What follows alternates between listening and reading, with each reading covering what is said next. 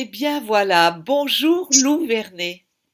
Bonjour Alice. Je suis très très heureuse de te recevoir parce que tu es un auteur en particulier que j'aime beaucoup. On s'est rencontrés dans un salon. En plus, tu as été dans ton parcours à un moment donné édité par une de mes amies, Hélène Babouo, qui a les éditions La Liseuse. Et donc voilà, c'est beaucoup de choses devaient nous réunir. On s'est après revu une fois, on a bu un petit café ensemble. Enfin, c'était très sympa. Et je voudrais parler de toi aujourd'hui. Voilà.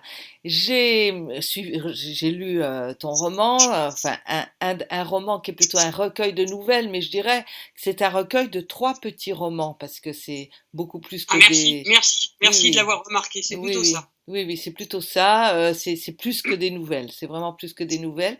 Je voudrais parler de toi, de ta personnalité, parce que l'écriture est vraiment quelque chose qui t'anime.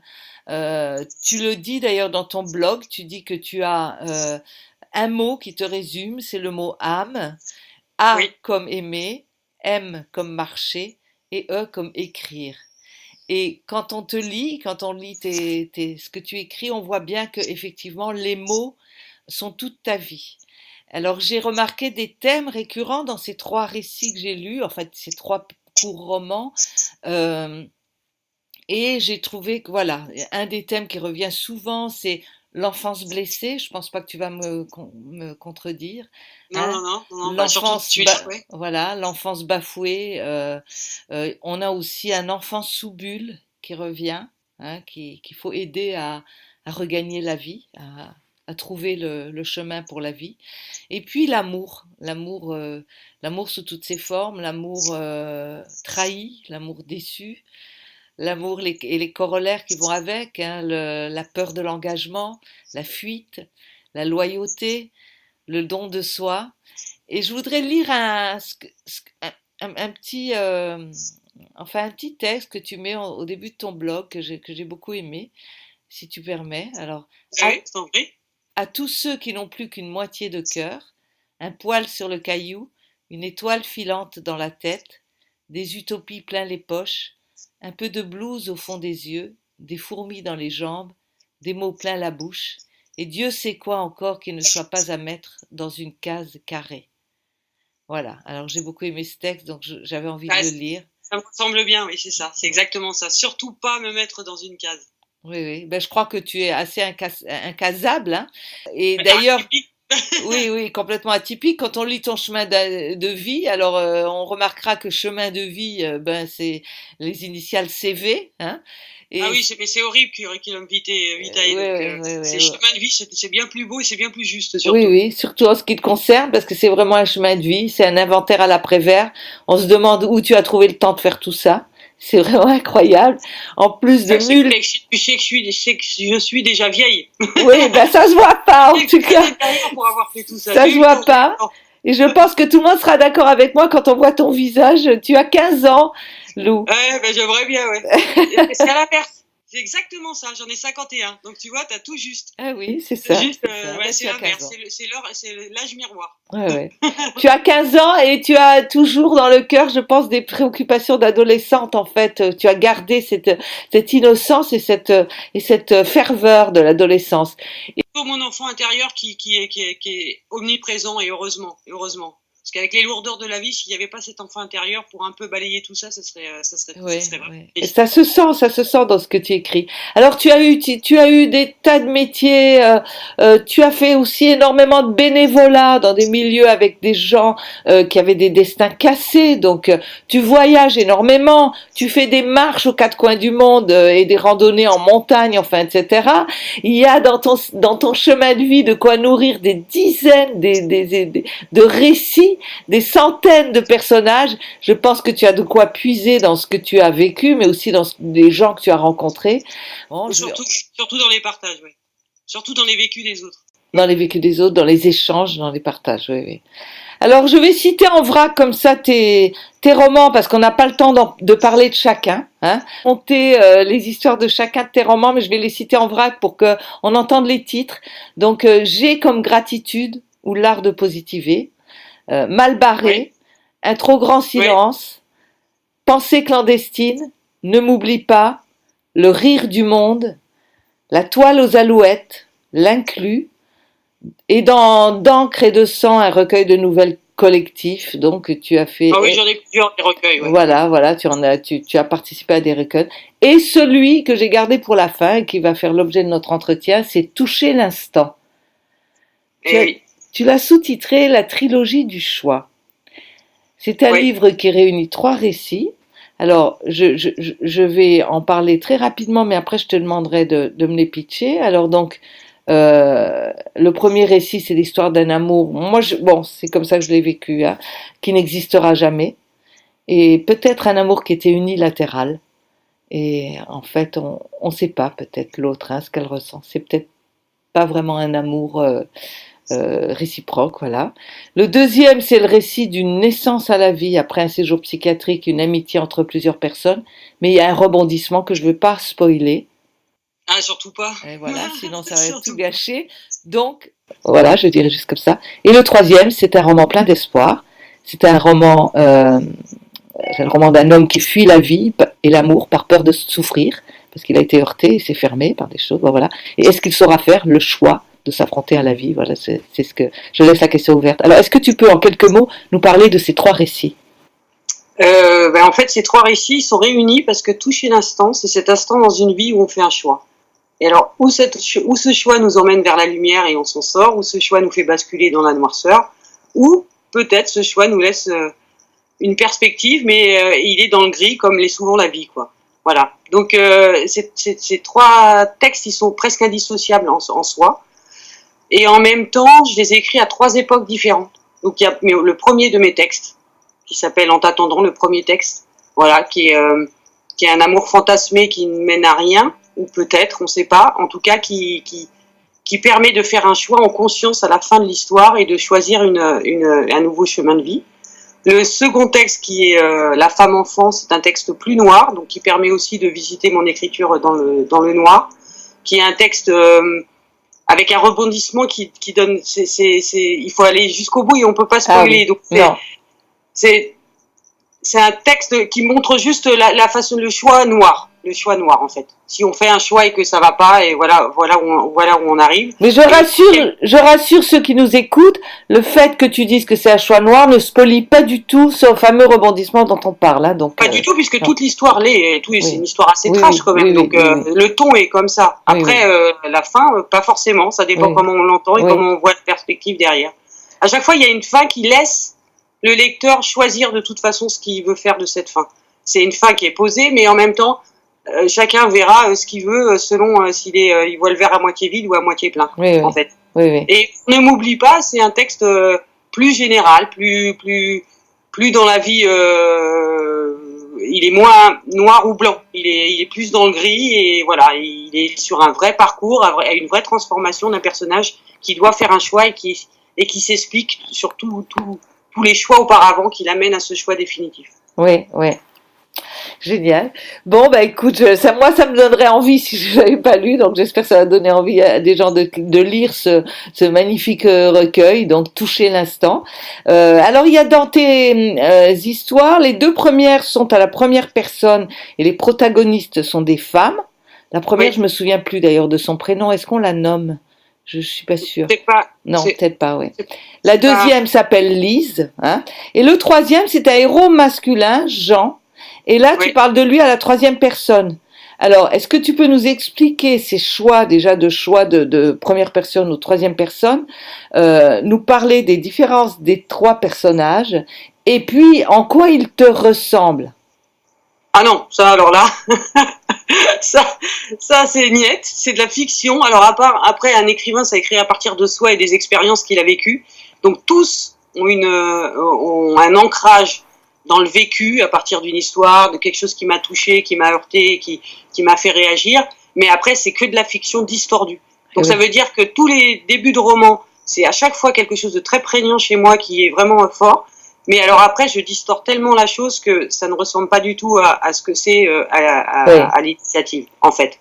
Et le choix du jeu dans le premier roman, d'abord c'était mon premier roman, et je trouvais que le jeu, ça avait beaucoup plus d'impact dans cette histoire.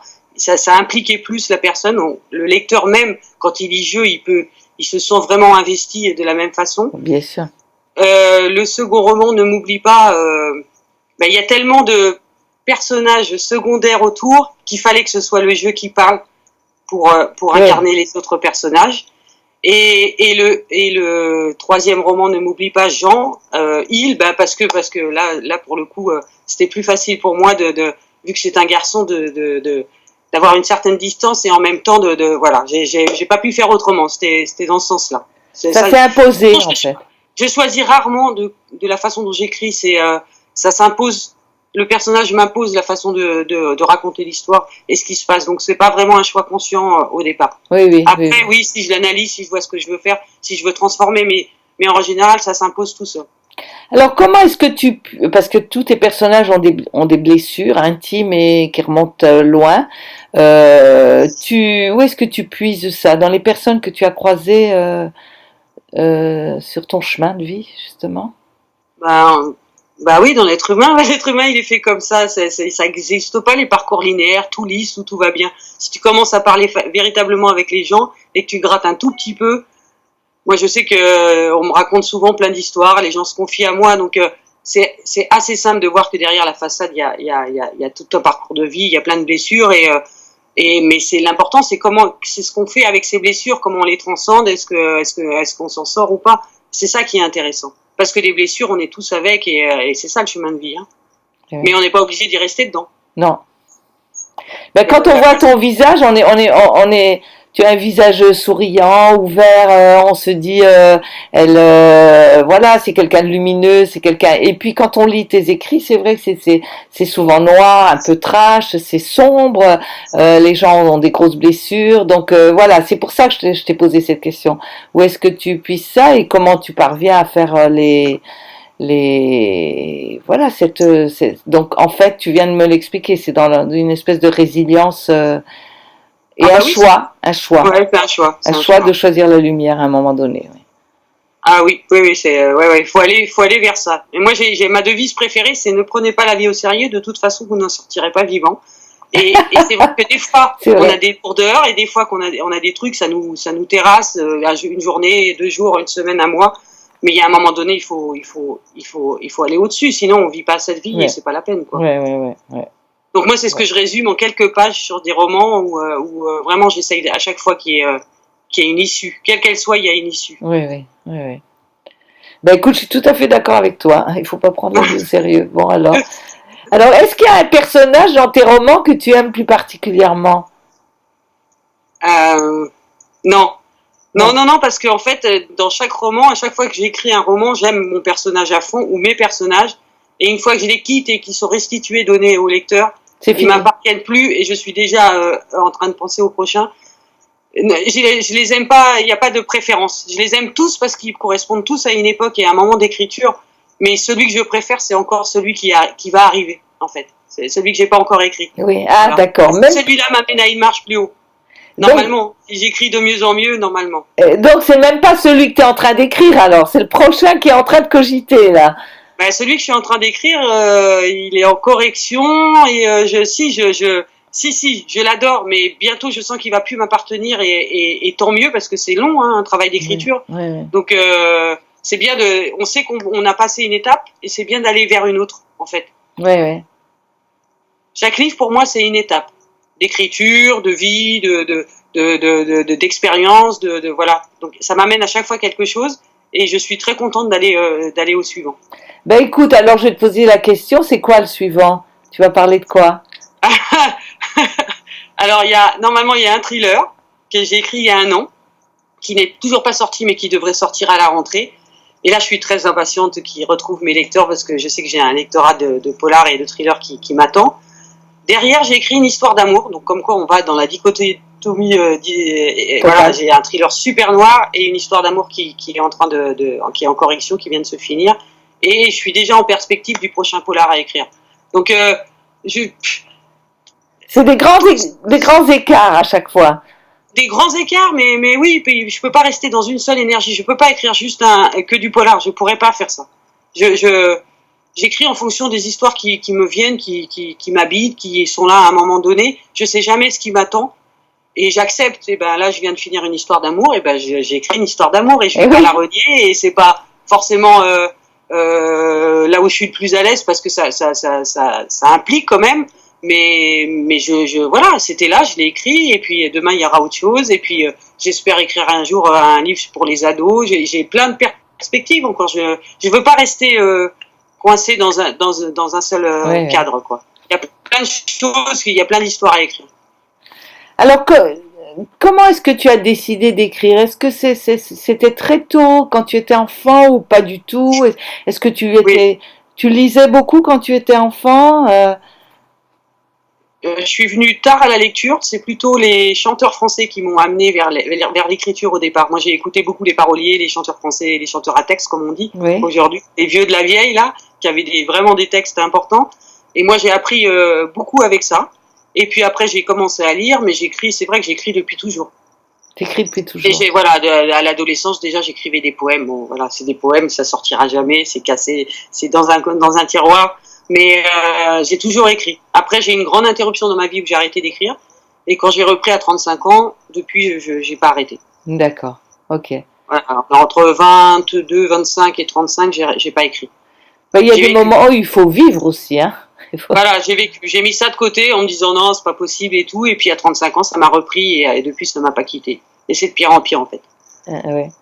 La machine s'est emballée, quoi, en fait. Voilà, c'est ça, ouais. C'est de la même façon que le jour où j'ai commencé à mettre un pied dans la montagne, et ben j'ai pu arrêter. J'ai voulu aller voir tous les sommets, tous les pays que j'avais pas visités. C'est pareil. Une fois que ça me prend, ça me pique, c'est foutu, c'est au corps, quoi. Je suis au corps, à C'est l'âme, bien. au cœur, c'est partout, quoi. Oui, oui. Ça s'appelle quelqu'un d'entier. C'est ça. Ouais, Ça a un prix. ouais, ouais. Alors écoute, moi j'ai choisi de faire ces entretiens aussi parce que j'adore lire à voix haute et donc c'est le moment où je vais me faire plaisir et je vais lire un extrait, c'est toi qui l'as choisi. C'est un extrait du début de la première histoire où tu parles d'amour et voilà, donc Oui, oui, oui, qu'on n'apporte pas les lecteurs et qu'ils voient qu'il y a des passages très beaux avec un vrai positif, quoi. oui, Voilà, oui. c'est pas que du noir, c'est pas que. Non, non, non, non, loin de là. Moi, je trouve pas que c'est. Il y a Il y a des beaucoup, moments beaucoup. trash, il y a des moments sombres dans tout ce que tu écris, mais l'écriture est belle, elle est lumineuse et donc elle emporte tout ça. Puis il y a des passages plus doux, il y a des passages plus poétiques. Enfin bon, c'est vraiment. Donc, je vais lire ce passage. Non, Dans. c'est pas c'est pas ce que j'aime le mieux, écouter qu'on me lise, mais je vais le faire, je vais le faire. Je te laisse Ben faire. oui, c'est obligé. Voilà, c'est ma torture. C'est le moment de torture pour l'auteur. Ok. Dans une histoire d'amour, les débuts sont délicats. Un rien les fragilise. Ils savent qu'ils sont débuts. Le manque les paralyse, la durée les éprouve, le retard les inquiète. Ils ont peur et se mettent facilement sens dessus-dessous. Car les débuts ne supportent pas les remises à plus tard, les décalages horaires, les impératifs sociaux. Ils comptent les jours, retiennent les heures, se souviennent des secondes. Les débuts sont exigeants, possessifs, absolus. Ils veulent tout connaître, tout savoir, tout entendre de l'autre. Ils parlent des heures au café, inventent un langage qui efface l'ancien, puis se repaissent de silence. Les débuts se regardent longuement. Leurs yeux sourient, leurs bouches frémissent, leurs mains se frôlent. Les débuts sont éblouis. Ils vont à tâtons. Un café avant un restaurant, une promenade avant un week-end, une rose, mais pas encore le bouquet. Ils jettent la confusion dans la tête, le chaos dans le cœur, le trouble dans le corps. Ils rient de tout, se moquent d'un rien, ont des cadeaux plein les bras, du désir plein la bouche, de l'émotion plein les yeux, des ailes plein le dos. Les débuts sont légers, aériens. Le monde devient trop petit, les heures si courtes face à la seconde qui les a réunis et qui, elle, est éternelle. Les débuts sont pleins d'audace, pleins d'envie. Ils ont du génie, ils savent ce que l'autre va dire, ce qu'il pense et même pourquoi il le pense. Les débuts justifient tous les avants, le temps perdu, les échecs, l'enfance malheureuse, l'adolescence révoltée. Ils comprennent qu'il ait fallu en arriver là. Ils écrivent l'histoire sur des hasards qui ne le sont plus et qui donnent enfin un sens à tout ça. Les débuts font l'amour des heures, dorment enlacés. Ils ont la peau douce, l'œil pétillant, la bouche avide, la main experte, le plaisir simultané. Ils ouvrent les vannes d'une folie qui n'a de cesse de s'inventer. Ils sont exceptionnels, sacrés, magiques, merveilleux. Ils ont la beauté du détail, ne voient qu'eux, en font une étrangeté absolument charmante. Les débuts sont touchants de naïveté, désarmants de sincérité. Chaque mot est un sacrement, chaque aveu une marque de confiance. Mais les débuts sont inquiets. Ils hésitent à téléphoner trop souvent. Ils ne veulent pas envahir, mais être là, juste au bon moment, juste au moment pertinent, celui que l'autre aurait choisi. Les débuts sont superstitieux. Un oiseau qui oublie de chanter, et le présage s'invente aussitôt. Soit l'autre ne nous aime plus, soit il a eu un accident, un terrible accident, le plus terrible des accidents. Voilà, j'arrête là. Oh là là, c'est terrifiant. En même temps, ce texte, je l'ai écrit, j'avais 35 ans. Donc tu vois, et j'étais en 2004, donc voilà, c'était... Je sais pas si je saurais écrire aujourd'hui quelque chose comme ça. Ceci dit, j'ai écrit une histoire d'amour, ça n'est pas très loin là, mais c'est un texte qui date de 2004. Hein. Oui. C'est mon premier roman. Tu t'as pas besoin de le renier, c'est magnifique. Pour l'anecdote, j'avais un long trajet en train. D'un seul coup, j'ai écrit les débuts. Le texte est sorti d'un jet comme ça. Voilà. Et après, il a été tout le roman a été construit autour de ça. Ah oui, d'accord.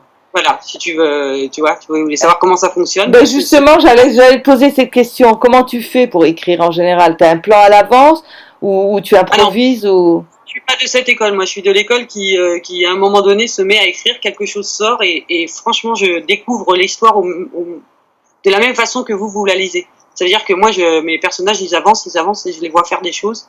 Il y a plein de choses qui m'appartiennent pas, qui m'étonnent, qui me surprennent, qui me terrassent parfois quand ils meurent, etc. Mais j'ai aucun plan.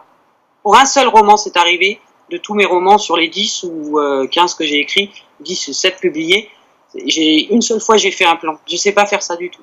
Et c'était il y a longtemps ou c'était récent? C'était quand que tu as fait ce plan? C'était une seule fois pour un roman. Oui, mais à quel moment dans tes romans? Est-ce que c'est récent?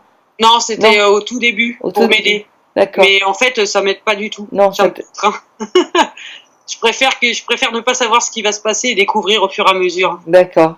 Après on retravaille, on ajuste, etc. Hein, mais l'histoire que vous découvrez, comme vous la découvrez, c'est comme moi je la découvre aussi au moment où je l'écris. D'accord. Et après, quand tu retravailles ou que tu corriges, tu changes pas ça ne peut pas faire bouger. Il y a un gros micmac. Après il y a un gros micmac, beaucoup. Ça peut bouger des scènes entières. Ça peut bouger, ouais, ça peut bouger, mais la structure, le nerf, il est là. Oui, d'accord. D'accord. Alors, on va terminer cet entretien avec, je vais te demander si tu as peut-être un conseil ou un secret. La devise, tu nous l'as donnée, ta devise, hein, c'est voilà, ne pas prendre la vie au sérieux parce que de toute façon, on finit tous au même endroit. Bon, et donc plutôt un conseil d'écriture ou un secret. Est-ce que tu aurais quelque chose, secret d'écrivain? Ah, ne jamais se forcer. Laissez faire les choses. Quand ça arrive à maturation, on se met à table. Enfin, en tout cas, moi, je fonctionne comme ça et je sais que c'est comme ça. Il faut pas forcer. On y va, on écrit, ça marche pas, c'est pas grave, on lâche. Et à un moment, de toute façon, ça va s'ouvrir. Moi, je fonctionne comme ça. Hein. De toute façon, ça va s'ouvrir et ça va lâcher. Donc, ne pas se forcer, ne pas se mettre des contraintes plus que ça. Il y a des gens qui écrivent avec des contraintes parce que ça les aide. Oui. Mais si on n'est pas dans ça, il faut vraiment faire confiance au processus et ça se fait. En fait, l'important, c'est de se faire plaisir. Oui. Et pas que ce soit une douleur. Moi, je suis pas d'accord pour dire que l'écriture, c'est une douleur. Pour moi, c'est un pied à chaque fois. Donc, je suis pas du tout dans ça, quoi. Et tu écris à quel rythme, en fait?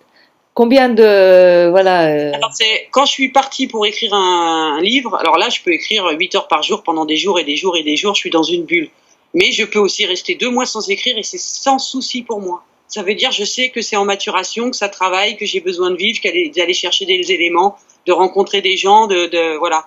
C'est vraiment pas un souci pour moi. Parce que je sais qu'à un moment donné, quand ça va s'ouvrir, ça va être peut-être 3 mois d'affilée, 4 mois, 5 mois, avec peut-être des interruptions, mais de toute façon, j'irai au bout de la chose. Et des fois, il faut faire des stops pour laisser des choses maturer, pour comprendre ce qui se passe, parce que l'inconscient, il fait beaucoup de choses aussi. Oui. Bon, bah Voilà. écoute, c'est génial. Moi, j'ai appris plein de choses. Je te remercie beaucoup, Lou, Bah, c'est vraiment. moi qui te remercie pour cette interview. J'espère que ça sera cool pour les lecteurs qui seront de l'autre côté et que ceux qui me connaissent pas auront envie de me découvrir. Oui, ben c'est le but. Et puis bon, voilà, à toi aussi de le faire bouger, de faire bouger cette vidéo pour que tes lecteurs, ceux qui t'aiment, ceux qui te connaissent déjà, aient ce grand plaisir de te voir et de t'entendre parler de ton écriture. On va la faire, on va la faire tourner cette vidéo. Super. J'espère que tous ceux qui me suivent joueront le jeu. On va la faire tourner. Génial, génial, parce que vraiment ça vaut le coup, quoi, de te découvrir comme ça. Mais écoute, je te remercie, je t'embrasse, je te souhaite plein de bonnes choses pour tous tes romans à venir. Et puis j'espère qu'on va se recroiser un jour. Voilà. J'espère bien. On n'est pas si loin. Il y a des salons, on va arriver à se croiser. Oui, il n'y a pas de raison. Je t'embrasse et merci. Merci à toi. Merci beaucoup aussi. Ciao, Lou, ciao. Ciao.